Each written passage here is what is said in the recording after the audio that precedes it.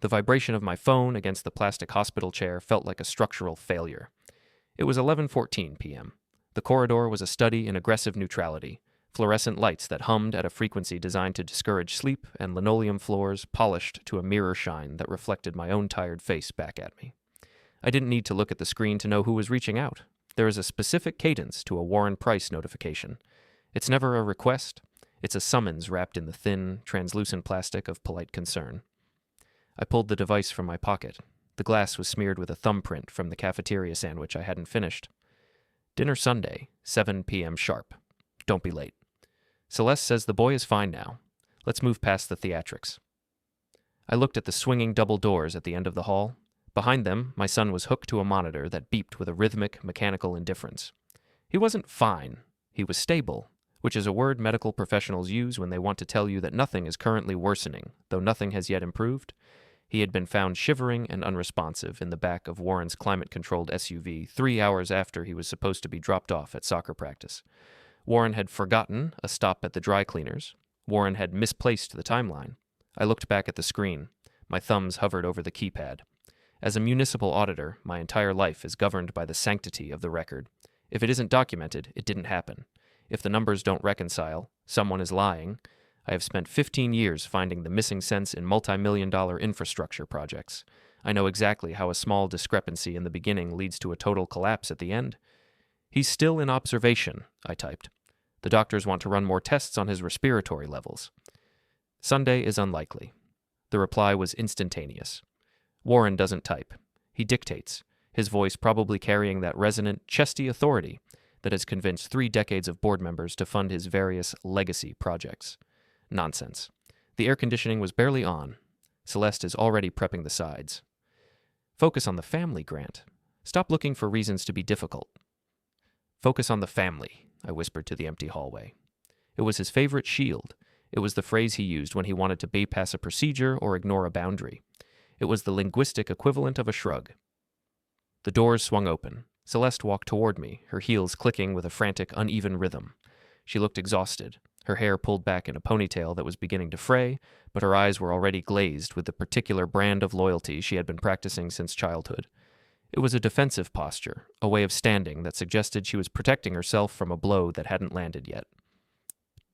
"He's asleep," she said, sitting in the chair next to mine. She didn't touch my hand. She touched her own gold bracelet, twisting it around her wrist. "The nurse says his color is better." "Warren just texted," I said. She stiffened. "He's worried, Grant. He's been calling me every 20 minutes. He feels terrible about the mix-up." "A mix-up is forgetting to buy milk, Celeste. Leaving a 7-year-old in a locked vehicle during a record heat wave while you discuss a gala seating chart is a lapse in basic human function." "Don't do that," she snapped, her voice low but sharp. "Don't use that auditor tone with me. He made a mistake. He's 66 years old. His mind was on the foundation." "His mind is always on the foundation. That's the problem. The foundation is an abstract concept. Our son is a physical reality."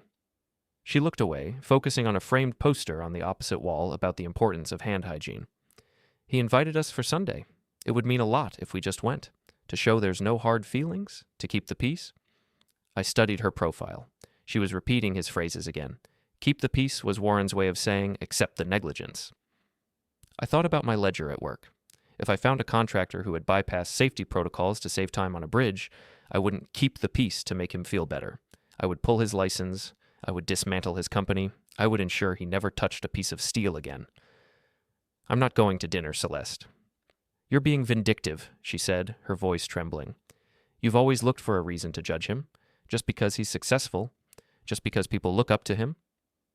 "I judge him because he is a man who treats his grandson like an inconvenient piece of luggage," I interrupted. My voice remained level. "I have learned that the louder you get, the less people hear. If you want to be truly terrifying, you stay quiet. You stay factual. You remain within the margins. And I judge him because he just told me to stop being difficult while my child is breathing through a tube." Celeste stood up. "I'm going back inside. If you're going to be like this, I'd rather you just go home. I can't handle your sarcasm right now." She walked away, the double doors swallowing her. I sat there for a long time, the silence of the hospital pressing in on me. It wasn't the kind of silence that offered peace. It was the kind that demanded an answer. I pulled out my phone again and opened the camera roll. I scrolled past the photos of birthday parties and school plays until I found the photo I had taken in the parking lot 3 hours ago. It was a shot of the SUV's dashboard. The external temperature gauge read 98 degrees. The windows were fully up. The child seat in the back was a dark, suffocating shadow. I then opened my notes app and started a new entry. I didn't title it Revenge. I titled it Audit of Warren Price, Discrepancy Log. I began to list the facts. 1. Time of pickup, 3:15 p.m. 2. Time of discovery, 6:22 p.m. 3. Warren's initial statement, I thought he hopped out at the curb. 4. Witness statement, security guard at the cleaners. The gentleman was inside for 40 minutes discussing the starch on his shirts. The discrepancy was 3 hours and 7 minutes. In my world, you can lose a career over 3 minutes of unaccounted for time. 3 hours was an eternity. It was a space large enough to bury a reputation. Around 2 odd a.m., a nurse came out. She looked at me with a mixture of pity and professional detachment. You can go in for a few minutes, Mr. Holloway. He's awake, but he's groggy. I stood up, my joints cracking. I walked into the room. The air was cold, the hospital's attempt to combat the fever of the world outside. My son looked smaller than usual in the oversized bed. His skin was pale, his lips slightly chapped. Celeste was curled up in a recliner in the corner, her breathing heavy and rhythmic. She was finally asleep, shielded by her own ability to forgive the unforgivable. I sat on the edge of the bed and took his hand. It was clammy. His eyes fluttered open, dark and unfocused. For a second, I wasn't an auditor or a husband or a son-in-law. I was just a man whose primary biological imperative had been compromised by a man who thought he was too important to pay attention. Hey, buddy, I whispered. I'm here. He blinked, trying to clear the fog. He looked toward the chair where his mother was sleeping, then back at me. He leaned in, his voice a dry, papery rasp that made my stomach tighten. Dad? Yeah, Leo, I'm here. Don't be mad at Grandpa, he whispered. The anger I had been suppressing, the cold, analytical rage that I usually reserved for fraudulent invoices, flared up, but I kept my face still. Why would I be mad at Grandpa? He told me it was a game, Leo said. He had to stop to take a shallow breath. He said we were testing how long I could stay quiet in the car. He said it was a secret for big boys. He told me not to say anything so Mom wouldn't get upset. The room seemed to tilt. The fluorescent light above the bed flickered once, a sharp staccato break in the hum. It wasn't a mistake. It wasn't a lapse in memory. Warren hadn't forgotten him. He had realized his error, and instead of calling for help immediately, instead of admitting a fault, he had turned a life-threatening situation into a game to buy himself time to figure out his story.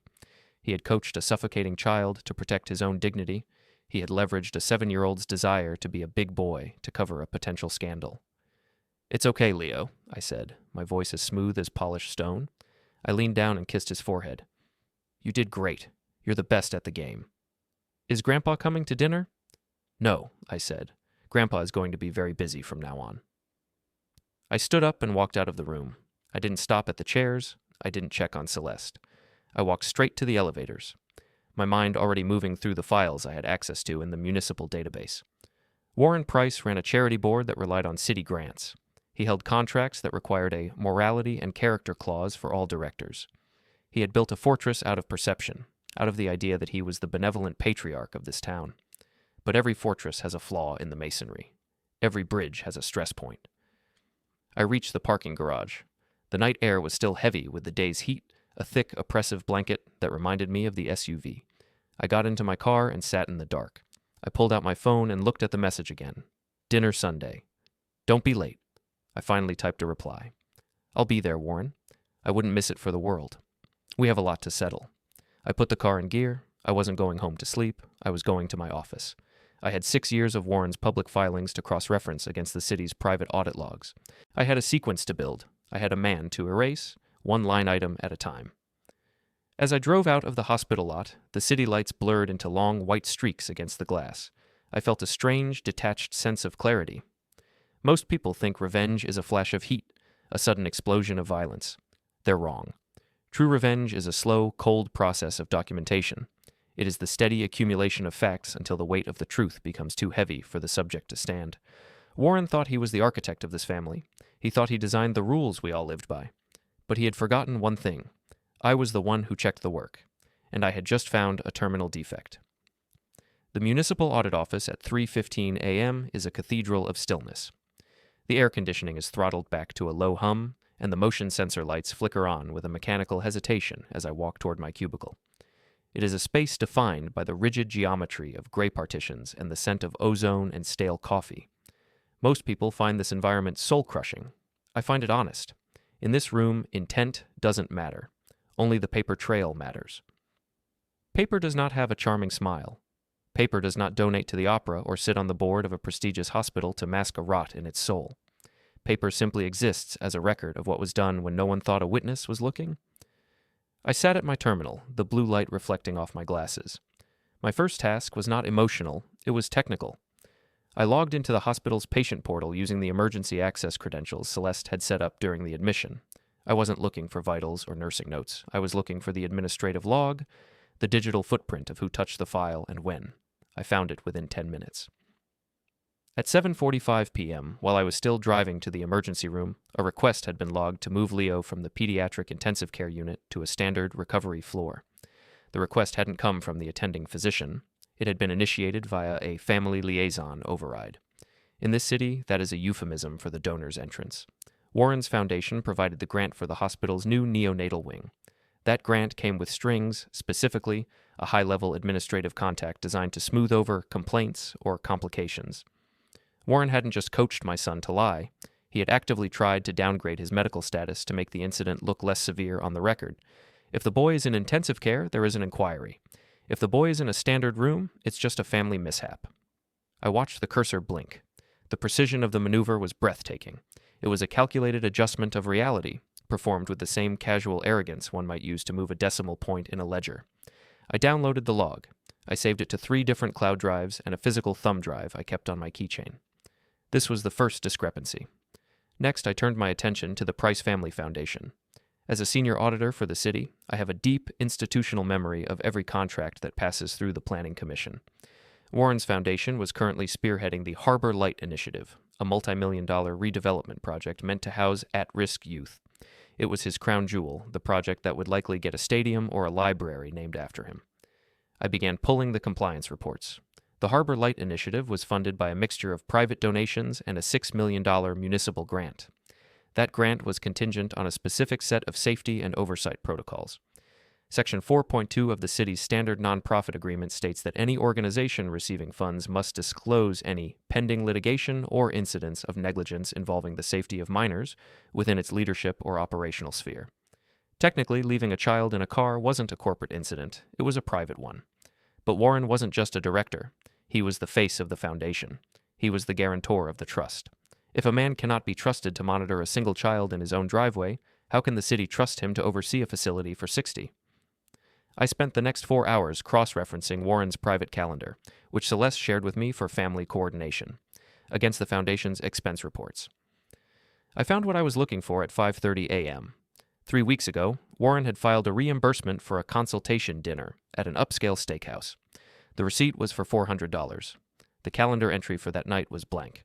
However, a quick search of the local news archives showed a small, tucked-away social blurb about a private discussion between Warren and the head of the zoning board. A dinner between a grant recipient and a zoning official billed to a charity is more than a lapse in judgment. It is a violation of the ethics clause. In my world, you don't need a smoking gun if you have enough smoldering ash. I printed the dinner receipt and the social blurb. I placed them in a physical folder I had labeled Project Sunday. I felt a strange, cold vibration in my chest, not the frantic beat of a man in a panic, but the steady, rhythmic pulse of a machine that had just been switched on. My phone buzzed on the desk. It was a photo from Celeste. It was a picture of Leo holding a cup of apple juice. He looked better, though his eyes were still rimmed with red. Underneath, she had written, "He's asking for his iPad." The doctor says we might be discharged by noon. Warren says he'll send a car so you don't have to leave work. The kindness was the most insulting part. It was a tactical kindness, a way of occupying the space so that I had no room to move. If Warren sent a car, he controlled the transit. If he controlled the transit, he controlled the narrative. I typed back, "No need, I'm taking the rest of the week off. I'll pick you both up myself.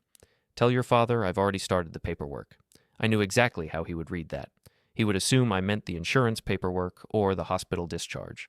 He would see it as the busy work of a small man, an auditor doing what auditors do, filling out forms while the real men ran the world. He wouldn't realize that the paperwork I was starting was the beginning of his erasure. I left the office as the sun was beginning to hit the glass towers of the financial district.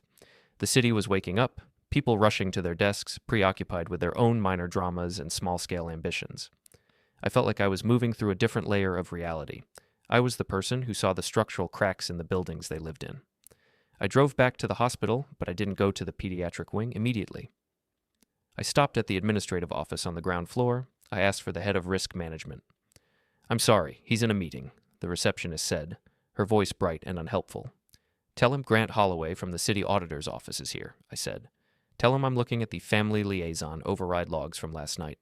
I'd like to discuss the liability implications before I file my quarterly report with the mayor's office." It took less than 90 seconds for the door to open. The risk manager was a man named Miller, a tall, harried individual with a tie that was slightly too short. He led me into a small, windowless office. He knew who I was. He knew that a single negative note from my office could trigger a state-level investigation into the hospital's billing practices. "Mr. Holloway," he said, sitting behind his desk, "I understand there was a bit of a misunderstanding regarding your son's room placement last night. It's already been rectified. He's back in the observation unit." "It wasn't a misunderstanding, Mr. Miller. It was an unauthorized administrative interference in a medical decision. My son was in respiratory distress, and a non-medical donor attempted to move him to a less monitored area to avoid an incident report. That isn't a mix-up. That's a sequence of events that the city's insurance providers would be very interested to hear about." Miller's face went a shade paler. "We value our donors, but patient safety is—" "I don't care what you value," I said. My voice was a low, flat line. "I want a signed statement regarding who initiated that transfer request, and I want the internal memo that authorizes the family liaison to bypass the attending physician's orders." "I can't just give you internal memos, Grant. Then I'll return with a subpoena and a team of 3 junior auditors who will spend the next month looking at your Medicare reimbursements. You know my reputation, Miller. I don't get tired. I don't miss things. I will find every penny you've misallocated since the wing was built." The silence in the room was heavy. I could see the math happening in Miller's head. On one side of the scale was Warren Price, a man who gave them a few $100,000 a year. On the other side was me, a man who could take away millions in city funding with a single, well-placed footnote. "I'll have the statement sent to your personal email by the end of the day," Miller said. "Include the time-stamped phone logs," I added. I stood up and left. I felt a surge of cold satisfaction. This was the first brick. Warren thought his influence was a solid wall. He didn't realize it was just a collection of favors, and favors have a very short shelf life when someone more dangerous starts asking questions. I went upstairs. Celeste was packing Leo's small bag. Warren was there. He was standing by the window, looking out over the city as if he owned the horizon. He was wearing a charcoal suit that probably cost more than my first car. When he saw me, he smiled, that broad, practiced grin that he used in brochures. "Grant," he said, stepping forward to put a hand on my shoulder. I didn't pull away. I let his hand rest there. I wanted to feel the weight of his confidence. "The car is downstairs. Let's get this little hero home. Celeste tells me you're being a bit of a stickler about Sunday, but I've told her, no excuses. We need the family together." I looked at him. I didn't smile back. I looked at the way his silk tie was knotted, the way his gold watch sat on his wrist. He looked like a man who was untouchable. "I've been thinking about the sequence of events, Warren," I said. His smile flickered, just for a millisecond. "The sequence?" "How things happen. How one choice leads to another. It's fascinating, really. You think you're in control of the timeline, and then you realize you've left a trail." Warren laughed, a rich, hearty sound that didn't reach his eyes. "Always the auditor. You need to learn to relax, son. Life isn't a spreadsheet." "You're right," I said. "It's not a spreadsheet. It's a balance sheet. And right now, the accounts are very far out of alignment." I turned to Leo, who was watching us from the bed. "Ready to go, big boy?" Leo nodded, though he looked at Warren with a strange, hesitant expression. He was beginning to realize that the game wasn't fun anymore. As we walked to the elevator, Warren leaned in close to me. His voice dropped to a whisper, the politeness stripped away. "Don't push this, Grant. I've done a lot for you and Celeste. I've made sure your lives are comfortable.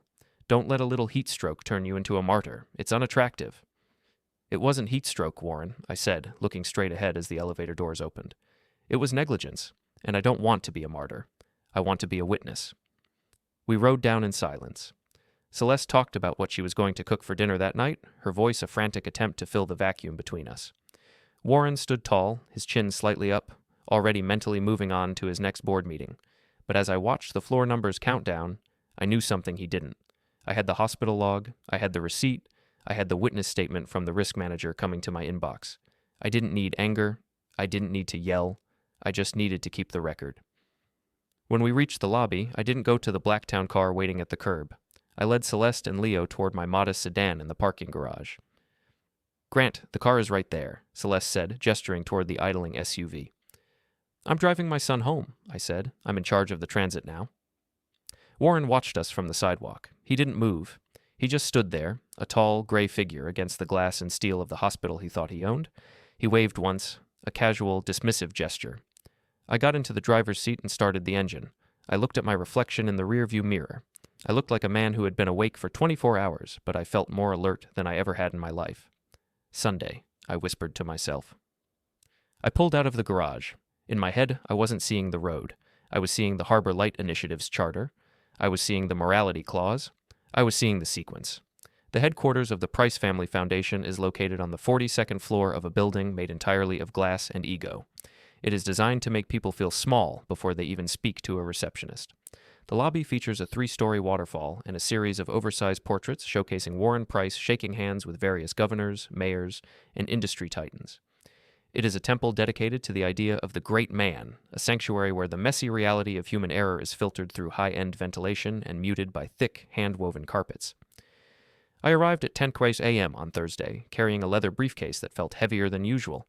Inside were the printed proofs of a life being dismantled, the hospital logs, the ethics violations, and the redirected municipal funds. I didn't have an appointment. In the world of high-level philanthropy, showing up without an invitation is considered a breach of etiquette. In the world of auditing, it is a tactical necessity. "Mr. Holloway," the receptionist said, her smile faltering as she recognized me. She knew me as the quiet husband who stood in the corner at the annual Christmas gala, the man who barely spoke while Warren held court. "I'm afraid Warren is in a closed-door session with the Harbor Light Initiative Board. It's a very sensitive morning." "I know," I said. I took a seat on one of the mid-century modern chairs that seemed designed to discourage anyone from getting too comfortable. "That's why I'm here. I'm part of the sensitivity." I waited. I am very good at waiting. My job involves sitting in windowless archives for 10 hours at a time, looking for a single missing signature. I have a physiological tolerance for boredom that most people find unsettling. As I sat, I watched the digital ticker on the wall displaying the Foundation's impact metrics. It claimed they had helped thousands. It claimed they had a 99% efficiency rating. I knew the truth was closer to 70%, once you factored in the consultation fees Warren paid to his cronies. 10 minutes later, the double doors at the end of the hall opened. A group of 5 men and 3 women filed out, looking somber. These were the gatekeepers of the city's conscience, bankers, lawyers, and socialites who spent their weekends deciding which tragedies were worthy of their attention. They were whispering among themselves, their faces tight with a new, unfamiliar tension. I stood up. I didn't approach them. I waited for them to notice me.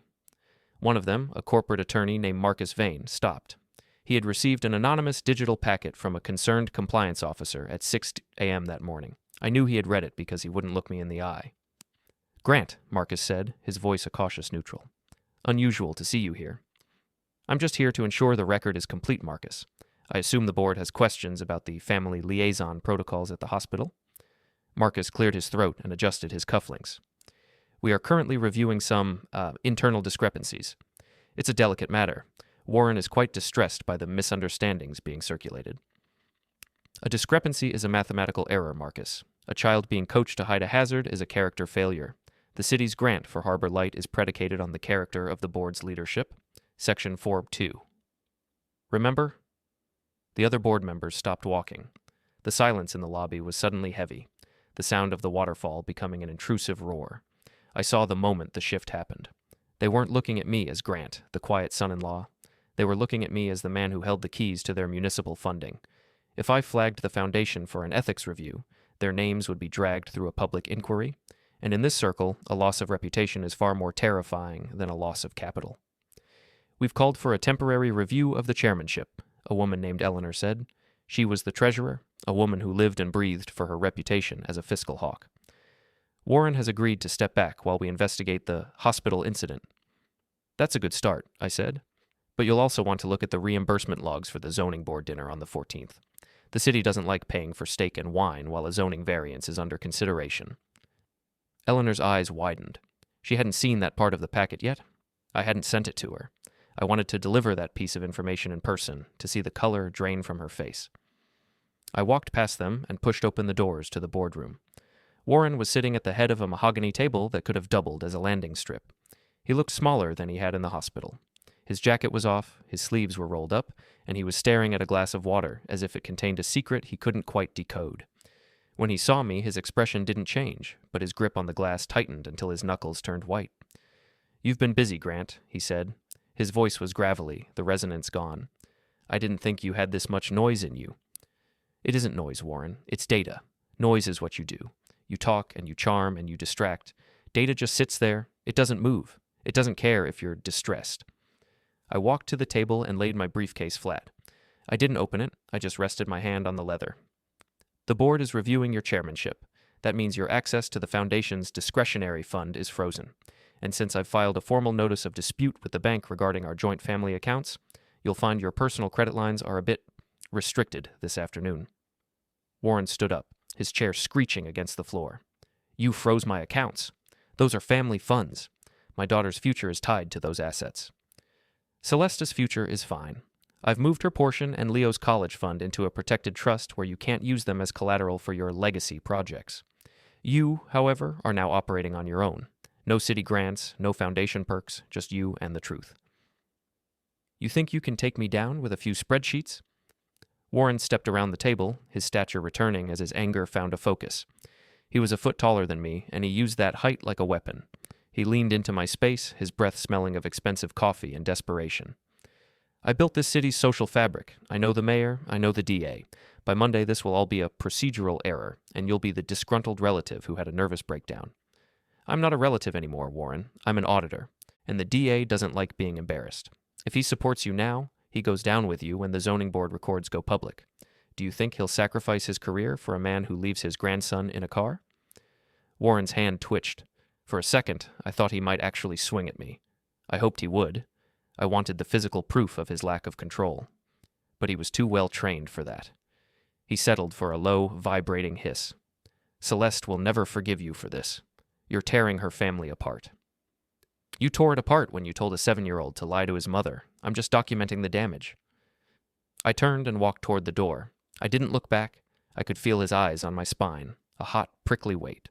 I knew what his next move would be. He would go to Celeste. He would play the victim. He would use the only leverage he had left, her guilt. When I got home, the house was quiet. Leo was in his room, the blue glow of his iPad visible under the door. Celeste was in the kitchen, sitting at the island with a glass of wine and a stack of mail. She didn't look up when I walked in. "My father called," she said. Her voice was flat, drained of its usual warmth. "He says you're trying to ruin him. He says you've gone crazy with some kind of power trip." "I'm doing my job, Celeste, the same job I've done for 15 years. "This isn't your job. This is us. This is Sunday dinner." She slammed her hand on the counter, the wine sloshing over the rim of the glass. "He made a mistake, Grant. A horrible, terrible mistake. But he's my father. He's Leo's grandfather. Why can't you just let the hospital report be the end of it? Why do you have to keep digging?" "Because the digging is where the truth is. He tried to downgrade Leo's medical status to save his own skin. Did he tell you that?" Celeste hesitated. The wineglass trembled in her hand. He said he was trying to avoid a scene, for Leo's sake, so the boy wouldn't be scared by all the machines." "He was trying to avoid an inquiry, Celeste. He lied to you. He lied to me. And he made our son an accomplice in his own neglect. If you can't see the problem with that, then we have a much bigger discrepancy than I thought." I walked to the drawer and pulled out the folder I had prepared. I laid it on the counter in front of her. "That's the evidence. Read it or don't, but I'm not stopping. By Sunday, Warren Price will have nothing left but his name, and even that will be tarnished." "You're a monster," she whispered. "No," I said, heading for the stairs. "I'm an auditor. A monster lets a child suffocate to protect a seating chart. An auditor just makes sure the bill is paid in full." I went into my office and locked the door. I had work to do. The board's temporary review was a soft landing. I needed to ensure the ground was made of concrete. I began drafting the letter to the regional zoning authority, attaching the steakhouse receipt and the time-stamped logs from the foundation's expense account. My phone vibrated. It was a text from an unknown number. I know about the second account in the Cayman Islands. If you want the routing numbers, meet me at the construction site for Harbor Light at midnight. Don't tell the board. I stared at the screen. It was a trap, of course. Warren's attempt to lure me into a spectacle, or perhaps a last-ditch effort to bribe me into silence. He still thought I was a man who could be bought or intimidated.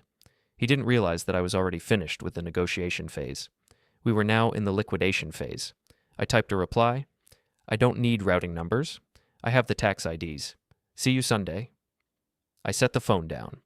I could hear Celeste crying in the kitchen, a low, muffled sound that should have broken my heart. But all I could think about was the sound of the monitor in the hospital room, the steady, mechanical beep that Warren had tried to silence. The sequence was moving perfectly. The board was wavering, the city was watching, and Warren was beginning to realize that politeness is a very poor shield against a man who no longer cares about being liked. I leaned back in my chair and closed my eyes. Tomorrow, I would visit the donors. Tomorrow, I would ensure that the Sunday dinner would be the last time Warren Price ever sat at the head of a table. By Friday morning, the air in our house had the heavy, pressurized quality of a weather system about to break. Celeste was no longer speaking to me. She moved through the rooms like a ghost, her presence marked only by the sharp click of the kettle or the distant, muffled sound of her voice on the phone with her mother. She was mourning a version of her father that had never actually existed, a man of pristine reputation and unshakable ethics. I, meanwhile, was focused on the logistics of the fallout.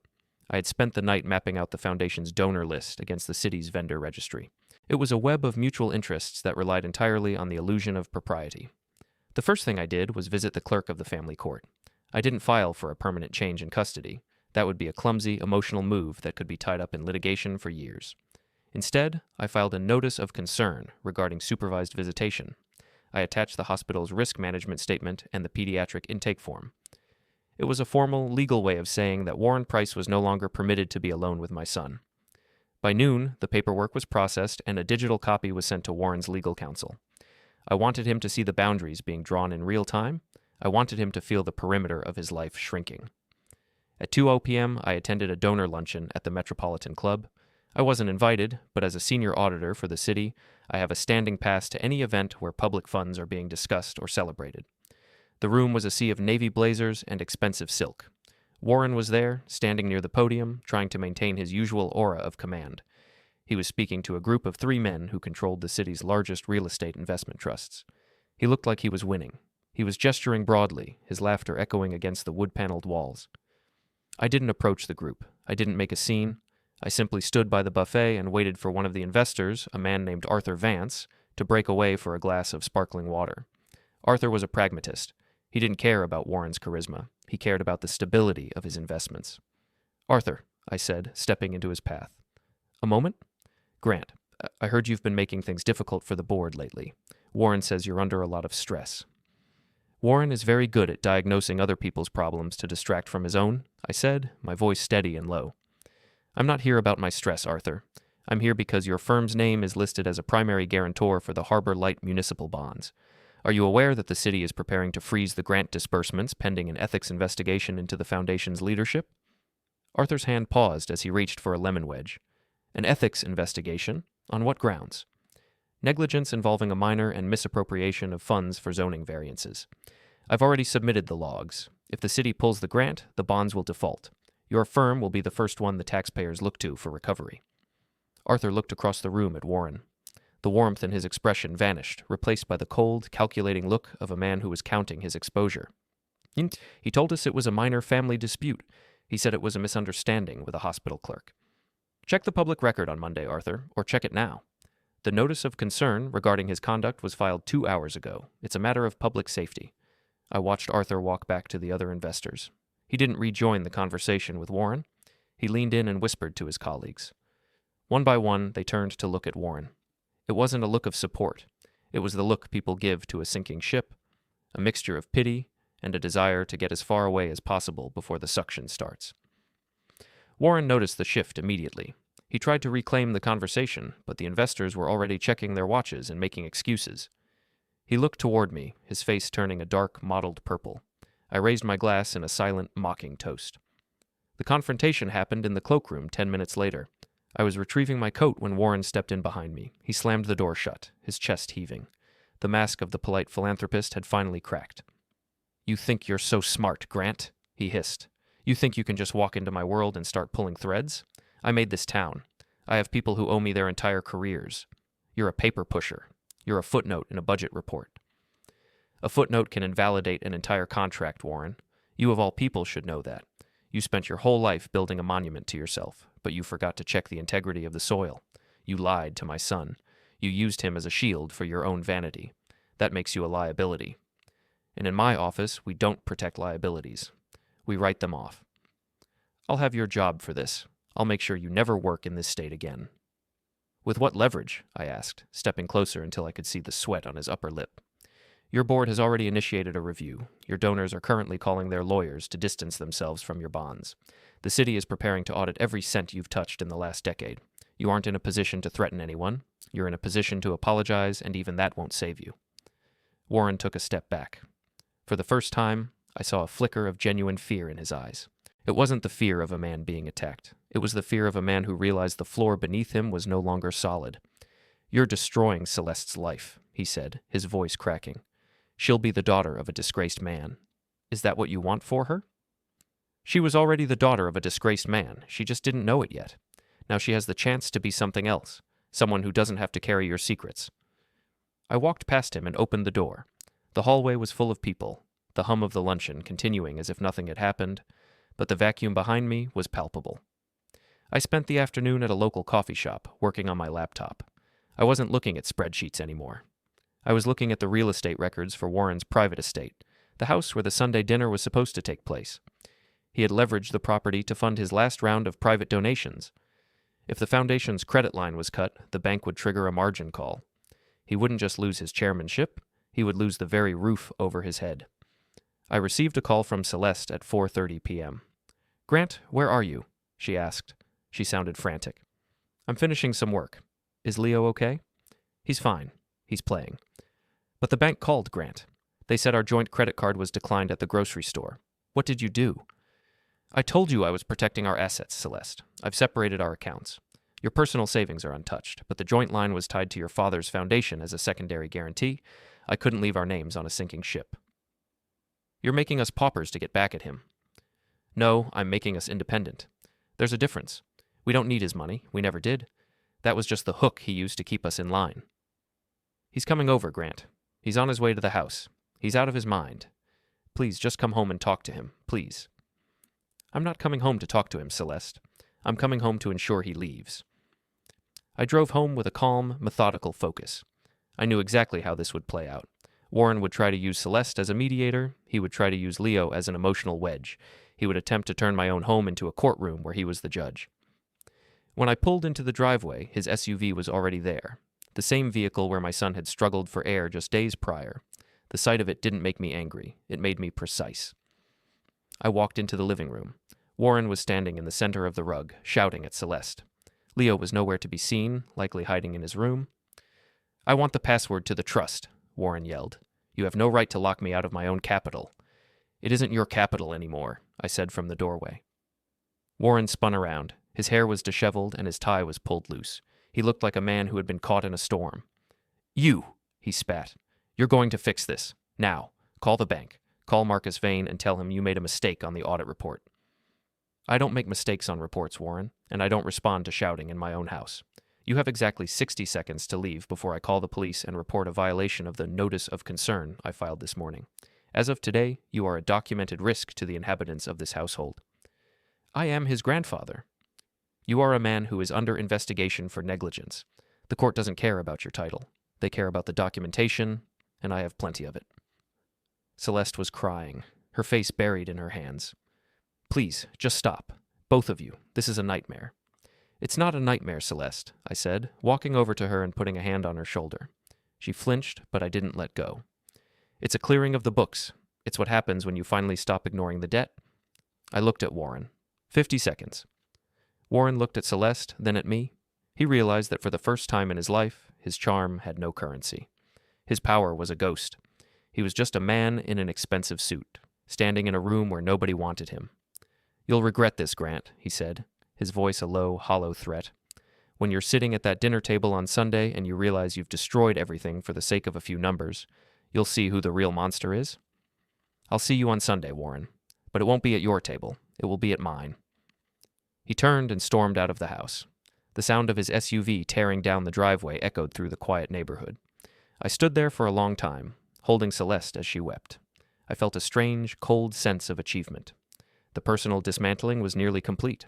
The social structure was crumbling. I went upstairs to Leo's room. He was sitting on his bed, looking at a picture book. He looked up at me, his eyes wide and uncertain. "Is Grandpa gone?" he asked. "Yes, Leo, he's gone." "Are we still playing the game?" "No," I said, sitting beside him. "The game is over. From now on, we only tell the truth. No secrets for big boys. Just the truth." I looked out the window at the fading light. The sequence was moving toward its final act. Warren Price was a man who lived for the applause of the crowd. Tomorrow, I would ensure that the only thing he heard was the sound of the exit doors closing. Saturday arrived with a clinical, gray light that matched the state of my office desk. The paper trail was no longer a trail, it was a map, and every path led to the same structural collapse. I spent the morning at the city records office, pulling the original blueprints for the Harbor Light Initiative's flagship facility. Warren had touted it as a state-of-the-art sanctuary for the vulnerable. But as I cross-referenced the materials invoices against the actual building inspections, a familiar pattern emerged. The foundation had billed the city for high-grade fire-retardant insulation while installing a cheaper, substandard alternative. The difference, approximately $84,000, had been funneled into a miscellaneous administrative account that Warren used to pay for his personal club memberships and the lease on his SUV. It was a classic procurement fraud, hidden in plain sight because no one had ever dared to audit the man who gave so much to charity. By noon, I had forwarded the findings to the state controller. I didn't include a note of outrage. I simply highlighted the line items and attached the original invoices. In my experience, the most devastating blows are delivered in black ink on white paper. I then made a series of quiet phone calls to the primary donors of the foundation. These were people who viewed their contributions as investments in their own social standing. Once they understood that their names were now attached to a project under investigation for safety violations and financial impropriety, the withdrawal of support was instantaneous. The collapse of a reputation is much like the collapse of a poorly constructed building. It happens slowly at first, with small cracks in the foundation, and then all at once as the weight of the truth becomes too much for the frame to bear. At 4:00 p.m., I received word that the charity board had held an emergency vote. Warren had been officially stripped of his chairmanship. The locks at the foundation headquarters had been changed, and a private security firm had been hired to ensure he didn't remove any files. He was now a man without an office, a man without a staff, and, most importantly, a man without an audience. I felt a sense of methodical satisfaction as I checked each item off my list. The financial dismantling was complete. The social isolation was in effect. All that remained was the physical confrontation, the moment where the power dynamic was permanently reset. I knew where he would be. Warren didn't go home when he was cornered. He went to the places where he felt most important. I drove to the parking structure of the downtown athletic club, a brutalist concrete monolith where he had spent the last 30 years cultivating his influence. I waited in my car, watching the entrance. The air in the garage was stagnant, smelling of exhaust and cold stone. It was a controlled environment, a place where sound carried and there were no witnesses to hide behind. I saw him at 6:30 p.m. He walked toward his SUV with a heavy, uncoordinated gait.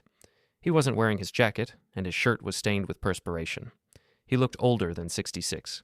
He looked like a man who had spent the day realizing that his world was made of cardboard. I stepped out of my car as he reached for his door handle.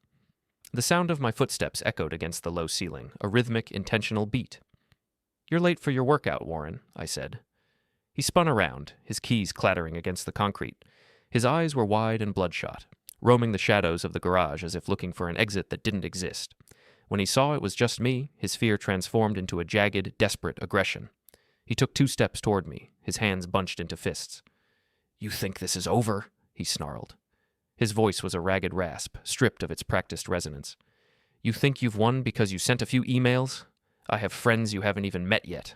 I have people who can make you disappear from this city by Monday morning."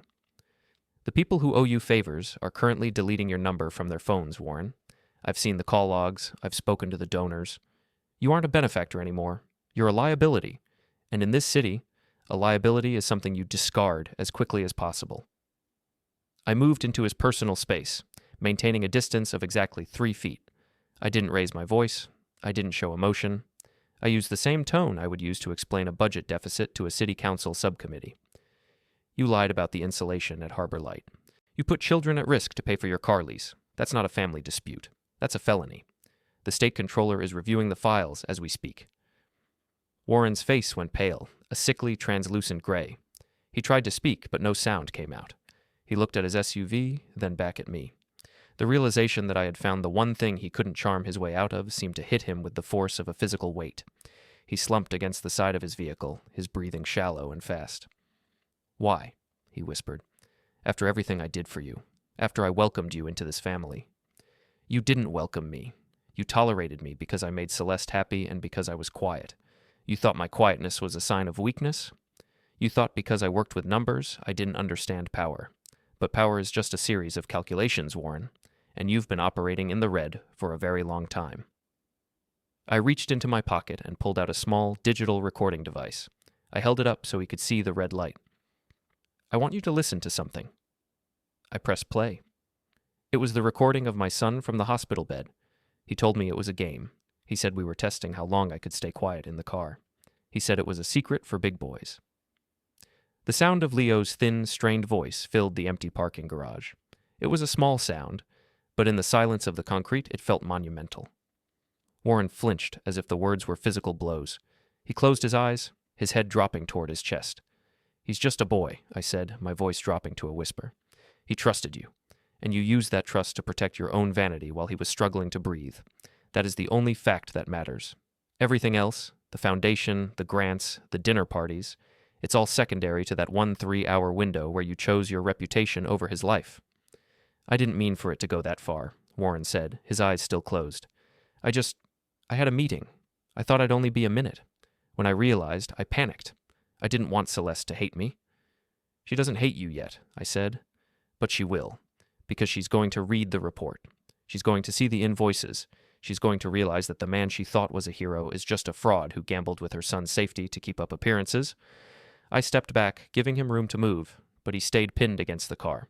He looked utterly defeated, a hollowed-out shell of the man who had commanded the city only 48 hours ago. The physical revenge wasn't a strike or a blow. It was this, the sight of him realizing that he was finally, truly alone. "What do you want?" he asked, his voice barely audible. "I want you to go to that house on Sunday," I said. "I want you to sit at that table, and I want you to tell Celeste exactly what you did. No games, no secrets, no misunderstandings. If you don't tell her the truth, I will release the full audit to the local news at 8 p.m. sharp. You have 24 hours to decide how you want the story to end." I turned and walked back to my car. I didn't look back to see if he was following. I didn't need to. I knew him better than he knew himself. He would go to the dinner because he still held on to the delusional hope that he could spin the narrative one last time. He would show up because he didn't know how to be anything other than the center of attention. As I drove out of the garage, the city lights seemed sharper, more defined. The haze of the last few days had cleared. I felt a sense of cold, clinical focus. I thought about Celeste, and the pain this would cause her. I felt a momentary pang of regret, but it was quickly replaced by the memory of the hospital monitor. Some structures are too damaged to be saved. Sometimes, the only way to make a site safe is to perform a controlled demolition. I arrived home to find the house dark, except for a single light in the kitchen. Celeste was sitting at the table, a stack of folders in front of her. She had been reading the evidence I left for her. She looked up as I walked in, her eyes red-rimmed and hollow. "Is it true?" she asked. "The insulation? The money? Did he really do that?" "The numbers don't lie, Celeste. They never do." She looked back at the folders, her hands trembling. "He called me. He sounded like he was falling apart. He said you were heartless." "I am an auditor," I said, sitting across from her. "I don't have the luxury of a heart when the accounts are this far out of balance. He endangered Leo. He lied to us. And he's been stealing from the people he claimed to help for a decade. Do you still want to keep the peace?" Celeste didn't answer. She just closed her eyes and leaned her head back. The silence in the kitchen was absolute. It was the silence of a foundation finally giving way. "He's coming on Sunday," she said after a long time. "I know," I replied. "And so are we." I went upstairs and checked on Leo. He was sleeping soundly, his chest rising and falling in a steady, healthy rhythm. I sat in the chair by his bed and watched him for an hour. I didn't think about the foundation or the grants. I thought about the weight of a secret and how much lighter a child feels when they don't have to carry one anymore. The sequence was almost finished. The final act was set. Warren Price had spent his life building a legacy of glass. On Sunday, I was going to make sure the glass finally shattered. The drive to Warren's estate was a silent procession through streets that seemed to have lost their color. The sun was hanging low in the sky, a pale, heatless disk that cast long, skeletal shadows across the manicured lawns of the heights. In the back seat, Leo was quiet, his attention fixed on the window. Celeste sat in the passenger seat, her hands gripped so tightly in her lap that her knuckles were the color of ivory.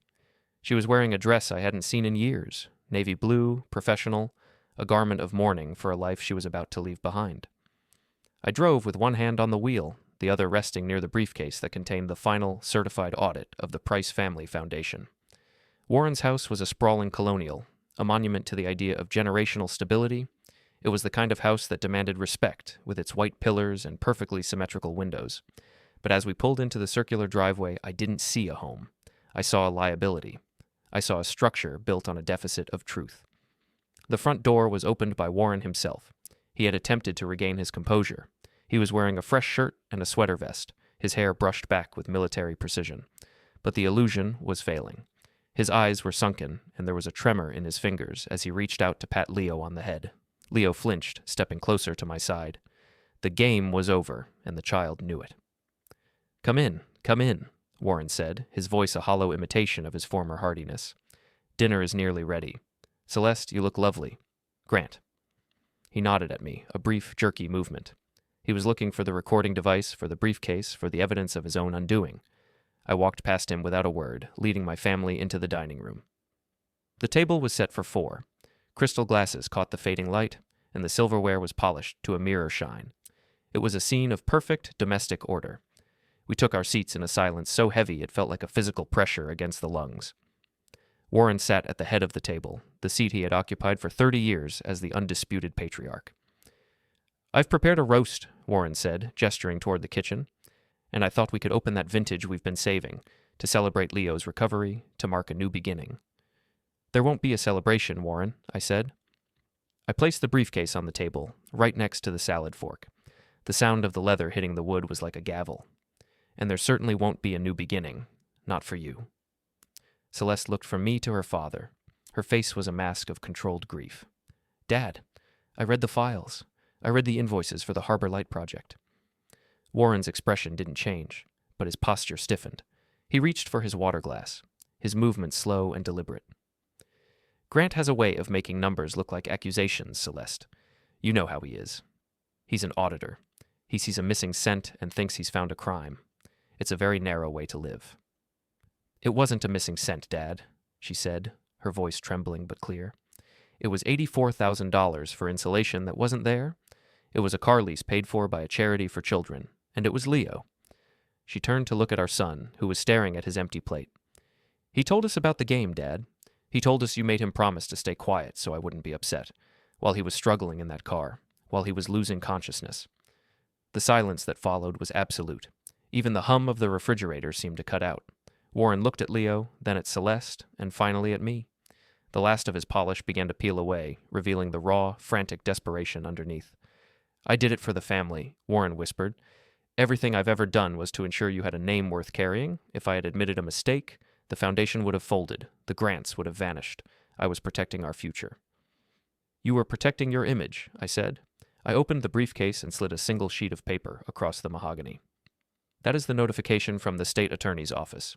They've frozen your personal assets as of 4 o'clock this afternoon. They're classifying the insulation discrepancy as intentional fraud. They're also looking into the family liaison override at the hospital. Warren picked up the paper, his eyes scanning the lines. He let out a small huffing sound that might have been a laugh if there were any humor in it. You really did it. You destroyed 30 years of work over a single afternoon. You destroyed it, Warren. I just documented the debris. You thought you could manage the truth the way you manage a board meeting.